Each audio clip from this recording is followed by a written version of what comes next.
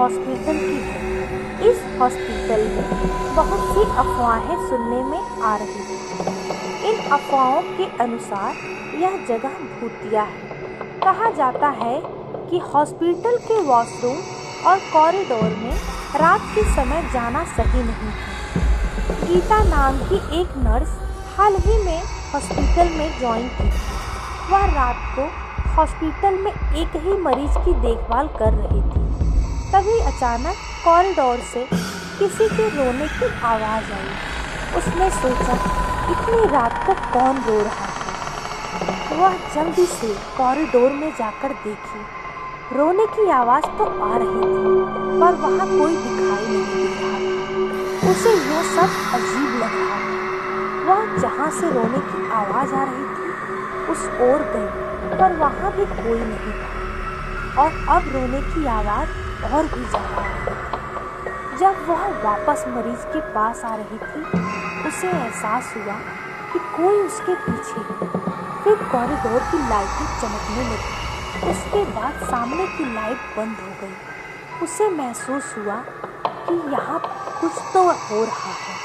जब रोने की आवाज़ और भी ज़्यादा हो गई तो गीता ने पीछे देखा और देखा कि एक औरत मरीज के कपड़ों में बैठी हुई रो रही थी। वह औरत दीवार पर लाइन मार रही थी और एक ही बात बार बार बोल रही थी, मेरे साथ गलत हुआ, मेरे साथ गलत हुआ।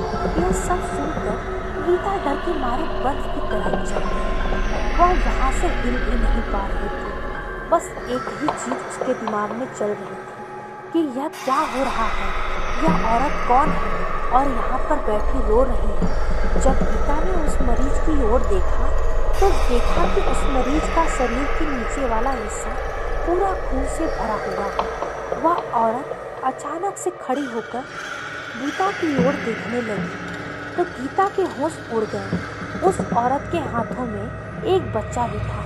वह बच्चे को लेकर गीता के सामने आने लगी तो फिर से कॉरिडोर की लाइट ऑन ऑफ होने लगी। वह औरत आगे बढ़ते हुए एक ही बात बोल रही थी, तुम सब ने मेरे साथ बहुत गलत किया, तुम सब ने मेरे साथ बहुत गलत किया। उस औरत के अंदर बहुत सारा गुस्सा था। गीता वहाँ से हिल भी नहीं पा रही थी। डर के मारे गीता वहाँ से भाग गई और दूसरे फ्लोर के वॉशरूम में जाकर छुप गई। उसने अपने फ़ोन से मदद के लिए किसी को बुलाने का सोचा और उसने अपने पॉकेट में हाथ डाला तो वहाँ पर कोई फ़ोन ही नहीं था। फिर उसे याद आया कि वह अपना फ़ोन हॉस्पिटल डिपार्टमेंट में ही छोड़ दिया। फिर गीता डर के मारे वॉशरूम में कुछ देखकर छिपी रही, क्योंकि बाहर जाने से उसे भयानक औरत से डर लग रहा था। तभी अचानक उस वॉशरूम का दरवाज़ा खटखटाने लगा। उस आवाज़ को सुनकर गीता की नज़र वॉशरूम में लगे शीशे की ओर गई। फिर गीता ने शीशे की ओर देखा तो उसमें वहाँ खून से लथपथ औरत गीता के पीछे खड़ी थी। उसने फिर से पीछे देखा तो वहाँ कोई नहीं था। गीता को लगा कि यह कोई बहस है। उसे वहाँ से जल्दी से दूसरे मंजिल पर जाना चाहिए और दूसरे मंजिल पर जाने का रास्ता उसी कॉरिडोर से था जहाँ वह भयानक औरत खड़ी थी। उसके पास कोई और रास्ता भी नहीं था। उसने सोचा कि वह वहाँ से भागकर दूसरे मंजिल पर जाएगी और उसने तुरंत दौड़ लगाई।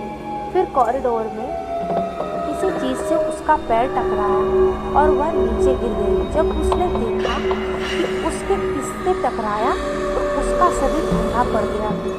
जब उसने नीचे देखा तो वह भयानक औरत नीचे पड़ी हुई थी और गीता डर से बेहोश हो गई। जब अगले दिन वह होश में आई तब उसने देखा कि वह उसी हॉस्पिटल में मरीज के रूप में पड़ी थी।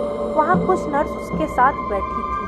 उसने उसकी हालत नर्सों को सुनाई, लेकिन उन्हें उस पर विश्वास नहीं हुआ। उन्होंने कहा कि वह अपने काम की वजह से अपनी सेहत का ध्यान नहीं रखती।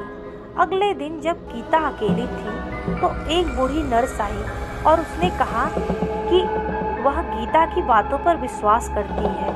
वही हॉस्पिटल में अनीता नामक औरत जो गीता को दिखाई दी थी, 20 साल पहले गर्भवती होने के कारण मर गई थी। डॉक्टर ने उसके परिवार को बताया था कि ऑपरेशन के दौरान या तो बच्चा या तो अनीता में से केवल एक ही बच सकता है और ऑपरेशन के दौरान अनीता और उसके बच्चे दोनों की मौत हो गई। कुछ दिनों बाद अनीता के घर में आग लग गई और पूरा परिवार मर गया। उस दिन के बाद कई लोगों ने कहा कि उन्होंने अनीता की आत्मा को हॉस्पिटल में देखा। सब कुछ सुनकर गीता ने वहाँ की नौकरी छोड़ दी और दूसरे हॉस्पिटल में रात की ड्यूटी लेने से मना कर दिया।